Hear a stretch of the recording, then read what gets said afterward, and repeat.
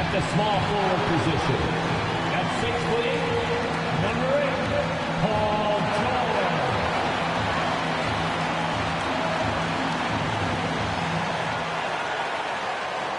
Hi, everyone. Welcome to the first matchup of the NBA Cup. There is a lot of excitement in this building tonight. Along with Greg Anthony and Brent Barry and David Aldridge, this is Kevin Harlan. We got one more great treat for you, folks. Joining us on our broadcast is Shams Charania. Shams, so great to have you with us. Thanks for taking the time to take a seat and join us here courtside. Star-studded group, the pleasure is all mine. I appreciate you guys so very much for having me aboard. Look at the smile on Brent Barry's face. He is thrilled to have you here courtside with us. Absolutely. Super excited about it. And a chance now to see how teams are faring across the league. Here's the latest edition of the Power Rankings. They're gaining on some of the teams above them, trying hard to crack into that top 5. And right now for Philadelphia, they're obviously trending in a positive direction, but still working out some of those early season timing issues. But I have to say, I like what I'm seeing. So a look at our starters for the Knicks. We've got Bridges. Hart is out there with OG Anunoby. Then it's Jalen Brunson. And it's Embiid in at the center, locking down the middle. And for Philadelphia, Caleb Martin out there with Tyrese Maxey. Then it's Julius Randle. Then there's Andre Drummond. And it's George in at the 3 slot. And it's Philadelphia to start out. And Shams, New York really putting something together around Jalen Brunson. Knicks fans have a lot of reason for optimism. It'll be interesting to me, though, to see if this team can get further and further in the Eastern Conference to a conference finals, maybe to an NBA finals, and winning a championship. But how can they continue to surround Jalen Brunson with superstar talent? That will be interesting to monitor in New York. Absolutely. That front office will really be looked at as they try to build the pieces around this terrific young player. And now they have stability, they have assets, they have players that they can trade that are wanted around the league. So this New York team, they finally have direction, and they finally have hope, and they finally have a chance to win in the East. Absolutely. See how comfortable and patient Paul George is inside. Feels like nobody's going to get to that shot. A moment now to hear from our sideline reporter, Hall of Famer David Aldridge. David. I caught up with Coach Nick Nurse. Now, Coach said they need to take away Jalen Brunson's weapons and make him make plays, especially from outside. Coach said Brunson is a great distributor. He gets all of his teammates involved.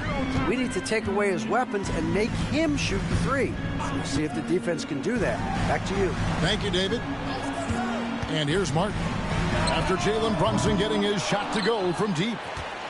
Shams, you've been around the NBA for a long time now. Which players do you enjoy watching the most?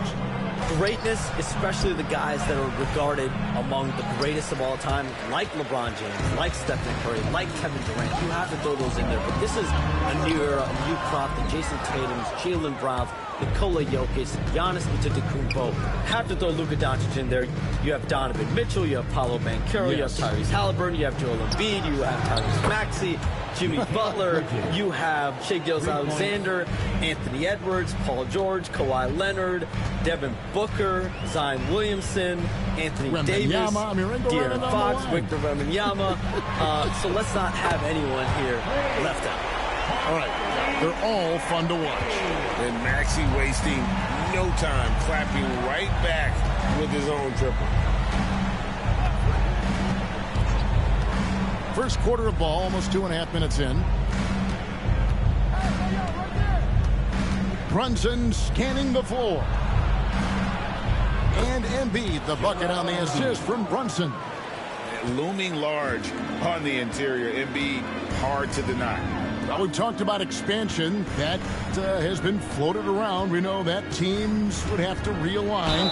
Shams, any ideas on which teams might have to shift with expansion in the East or West? Certainly most of the potential expansion cities, the high-level ones, have been noted as teams in the West. Maybe you have a team out east that is in the West moving into the Eastern Conference. But the league could obviously surprise everyone with a different solution. Maybe having one expansion team be an Eastern Conference team, one being a West. There's several options that Adam Silver and the NBA have.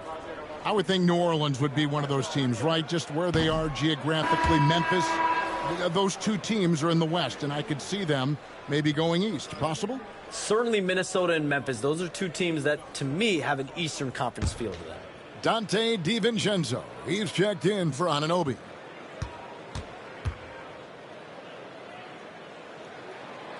That one is no good. All right, Shams, I know you can't reveal all your secrets, but how do you develop relationships with your sources, the players, the agents, the GM, the scouts all over the NBA? It comes year after year. This has been something I've been doing for the better course of the last 15 years. So for me, it's about relationships, it's about daily communication, and making sure that I keep the trust, I keep the faith, and I keep a level of respect with everyone that I come across. Relationships are the name of the game, especially in the NBA. Well, that's what I've heard about you. They trust you. So if they're going to confide, they know they can trust you. I would think that would be maybe the core of how you operate. Trust and faith, and that develops early, not taking shortcuts. I'm very much for the long game. Outstanding. And the timeout called here by Tom Thibodeau. He wants to talk to his guy. Miles McBride's checked in for the Knicks. And now, here's the 2K leaderboard with the teams that last season scored the most second-chance points in the NBA. Second, the Knicks. That's an effort stat for me. I mean, it shows you how hard this team works in the paint. They continue to pound the backboard.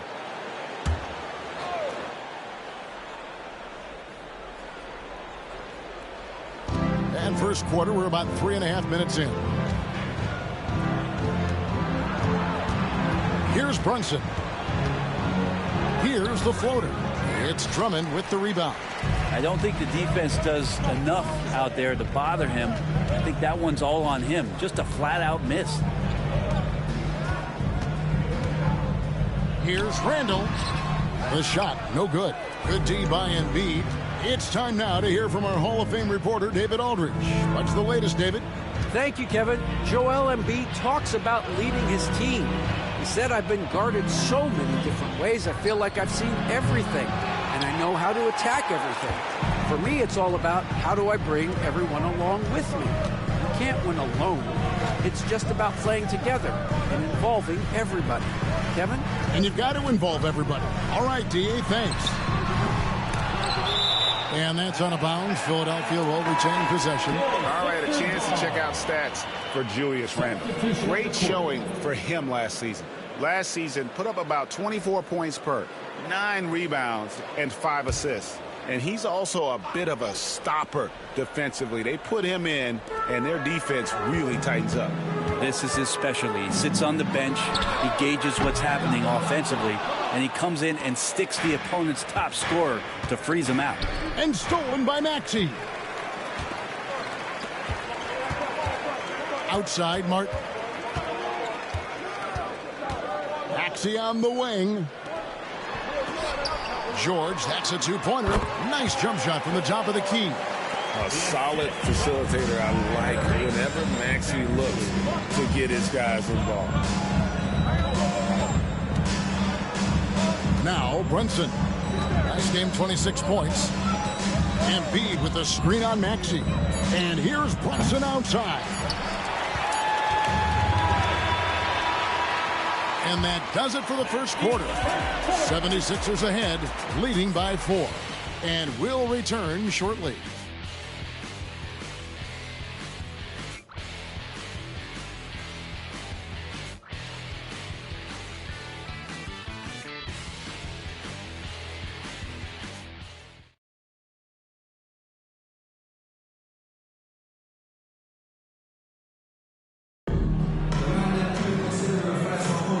For those of you just tuning in, the second quarter of action is where we're at right now. And guys, what's your take so far in Philadelphia? Well, their effort on the defensive end has set the tone for this game. The defense has been infectious here as everybody stepping up aggressively on that end. Hey, Sean, for the past decade that you've been a major player in the NBA, it's been LeBron's league, it's been Curry's league. Who else is going to take over this league, you think, coming up around the corner?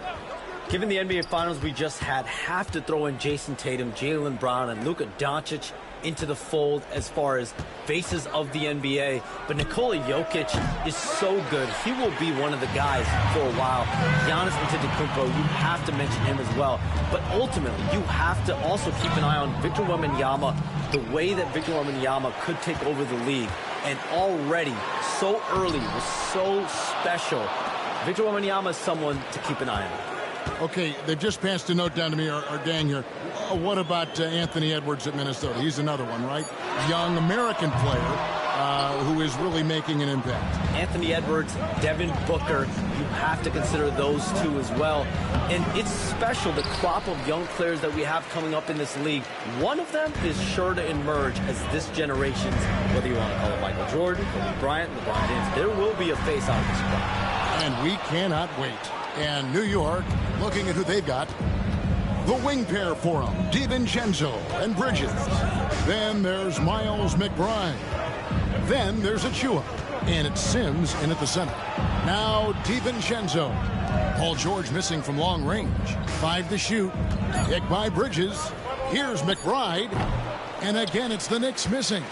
Well, that mid-range, Jay, usually pretty much on the money. Maybe the timing just a little bit off on that one. Maxey, no good. Knicks trail by 4.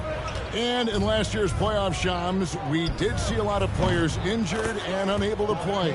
What are some of the solutions that may be being talked about that you hear about? People certainly ask if this is a result of the 65-game rule. Is it more physical play? Is it the consequences of the regular season? The league is going to take a wait-and-see approach.